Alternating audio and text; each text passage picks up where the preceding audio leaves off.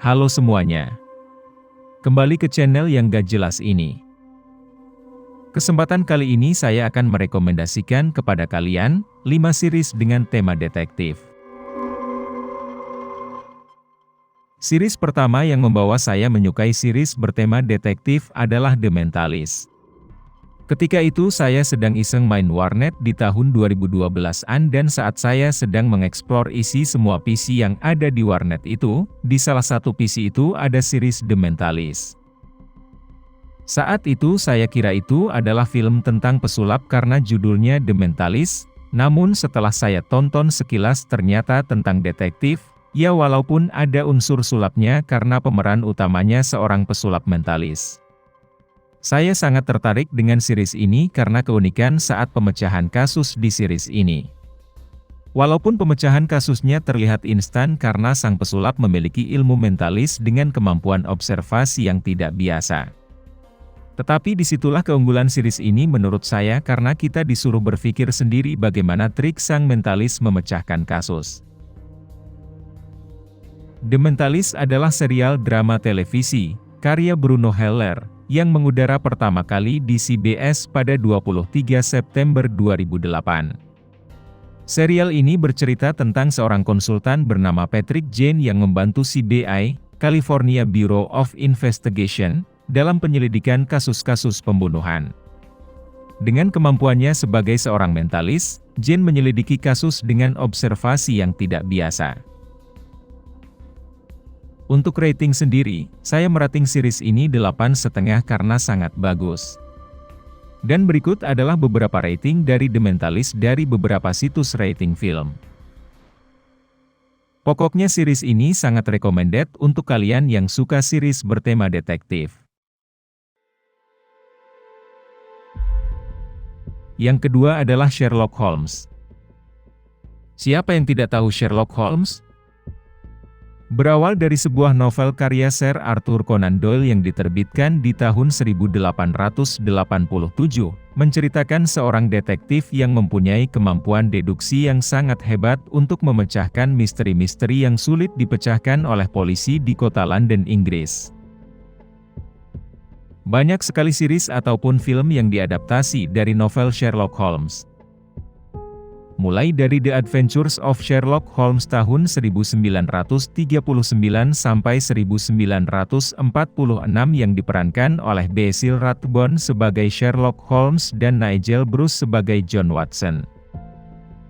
Sampai yang terbaru adalah series The Irregulars tahun 2021 yang bisa ditonton di Netflix, bercerita tentang sekelompok remaja jalanan yang memecahkan kasus supernatural untuk membantu Sherlock Holmes yang ternyata seorang pecandu. Setelah menonton banyak versi series ataupun film dari adaptasi novel Sherlock Holmes, ya meskipun belum semuanya, tetapi favorit saya adalah Sherlock Holmes versi BBC. Walaupun banyak juga yang menyukai versi Robert Downey Jr., tetapi saya prefer ke versi BBC dengan pemeran Sherlock Holmes-nya Benedict Cumberbatch karena berlatar belakang abad 21 sehingga lebih relate ke kehidupan kita sekarang.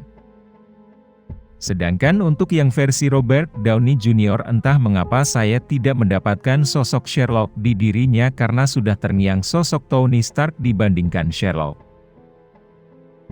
Sherlock versi BBC ini merupakan versi yang paling banyak diminati. Season pertama dirilis tahun 2010, diikuti dengan season keempat yang menjadi season paling akhir dirilis tahun 2017. Walaupun banyak sekali peminat tetapi sampai saat ini belum ada kejelasan kapan season selanjutnya diproduksi. Salah satu fakta unik dari series ini adalah blog yang dibuat John Watson ada di dunia nyata. Kamu bisa mengaksesnya di link johnwatsonblog.co.uk. Di dalam blog tersebut John Watson menceritakan pengalamannya bekerja dengan Sherlock Holmes ketika memecahkan berbagai kasus. Lebih lucu lagi, ternyata di dalam blog tersebut kalian bisa menemukan Sherlock Holmes dan beberapa pemeran lainnya yang saling berbalas komentar. Saya memberikan rating 9 untuk series ini. Ini adalah pendapat saya. Silahkan menonton sendiri dan berikan rating kalian. Dan juga berikut adalah rating Sherlock Holmes versi BBC. Kalau Anda pecinta Sherlock Holmes, tidak ada salahnya menonton versi Benedict Cumberbatch ini. Selanjutnya adalah series berjudul Bones.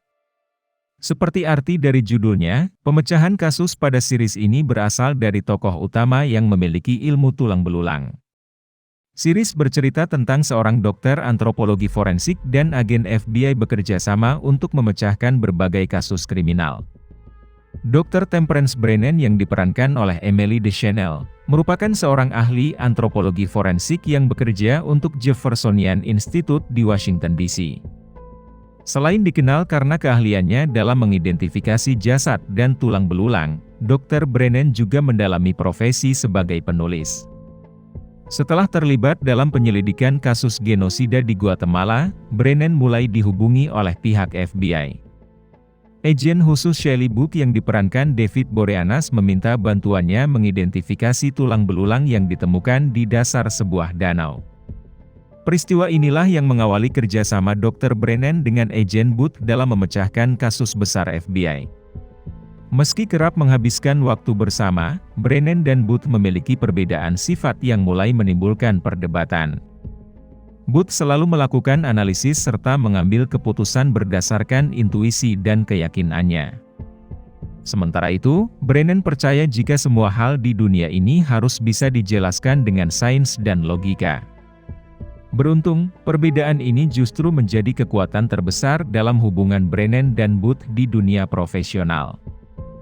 Menurut saya pada series ini kisah yang ditampilkan cukup menghibur, meskipun alur cerita sebenarnya mirip dengan series detektif lainnya, tetapi perbedaan series ini dengan series lain adalah pada keanehan jasad yang ditemukan biasanya sudah berbentuk tulang belulang, dan juga proses analisa pada series ini pun relatif tidak secepat dan sesakti pada film series crime scene lainnya, jadi masih agak masuk akal.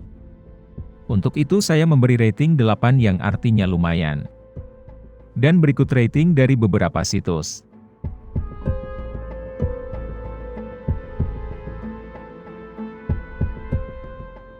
Untuk series ini bisa dibilang mendekati detektif sungguhan dibanding series bertema detektif yang merajai layar kaca di tahun 2014-an. True Detective berkisah tentang Rustin Spencer Hall dan Martin Eric Hart yang sempat ditugaskan untuk menyelidiki pembunuhan bertema ritual yang melibatkan seorang tunasusila bernama Dora Kelly Lang. Merasa kasusnya belum sepenuhnya tuntas, Rust dan Marty pun kembali dipanggil 17 tahun kemudian untuk menyelidiki siapa dalang sebenarnya. Dari situlah, sebuah kasus yang awalnya terkubur sangat dalam, kini bisa kembali terungkap. Cerita series ini berhasil diramu dengan baik sehingga menghasilkan series yang menarik untuk diikuti. Meskipun untuk mengikuti jalan cerita True Detective, saya sendiri harus sangat fokus untuk menontonnya, karena memang ceritanya terkadang sedikit berputar-putar dan melompat-lompat antara kejadian masa kini dengan flashback kejadian di masa lalu. Itulah yang mampu membuat saya menjadi penasaran akan kelanjutan di setiap episodenya. Namun series ini tidak layak untuk ditonton oleh anak-anak karena mengandung adegan-adegan dewasa. Dengan begitu, series True Detective ini mendapat rating 8,5 dari saya. Dan berikut rating dari situs-situs populer.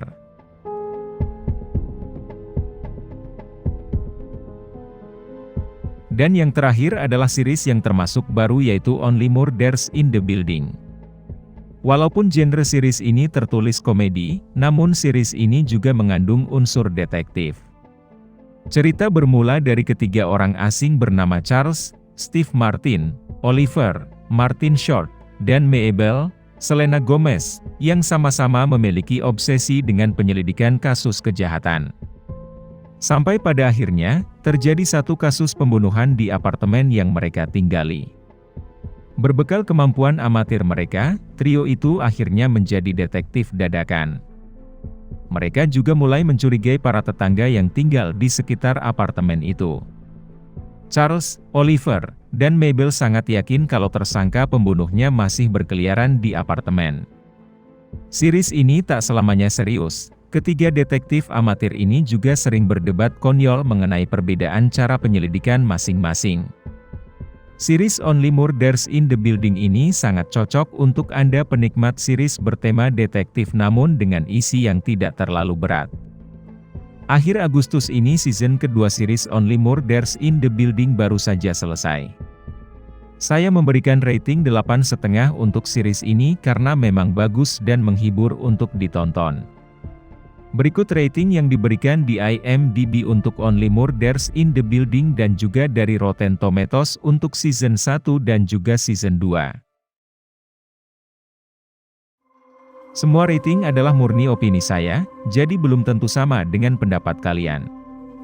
Demikian beberapa series bertema detektif yang saya suka. Tulis di komentar jika kalian punya rekomendasi series bertema detektif lainnya. Terima kasih.